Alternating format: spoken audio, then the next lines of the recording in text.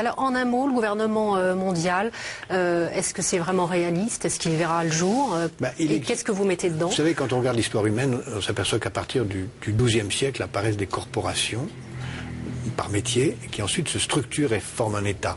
C'est exactement ce qui est en train de se passer à l'échelle mondiale. Le gouvernement mondial, il existe dans certains métiers. Vous avez un organe qui définit avec une très grande précision à l'échelle mondiale les conditions de la sécurité aérienne, par exemple. Un gouvernement mondial de l'aviation. Vous avez, plus anecdotiquement, un gouvernement mondial du football. Les règles du football sont définies par une instance unique.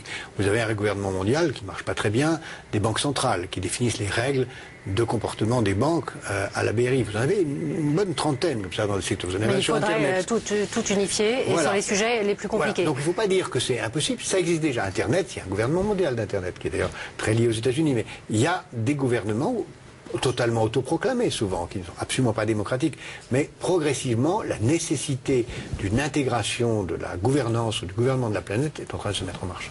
Jacques Attali nous a... J'ai dit dans ce petit livre, et je continue à penser, que le G20 est une très mauvaise idée et qu'il est condamné à l'échec. Alors je suis pour un gouvernement mondial au sens fort, donc je ne suis pas contre une réunion de ce genre. Mais le G20 est par nature condamné à l'échec puisque c'est... François Fillon en a parlé dans cet extrait tout à l'heure. Donc les Européens veulent plus de régulation. Oui. Est-ce que là-dessus ils ont raison? Est-ce qu'ils ont une chance d'être entendus par les États-Unis? Oui, ils ont raison, bien sûr. Je suis pour ma part favorable à un gouvernement mondial. En réalité, ce qu'il faut aujourd'hui, c'est d'abord mettre de l'ordre dans les banques, réduire les dettes du système mondial et augmenter les fonds propres des banques. Là-dessus, personne n'en parle.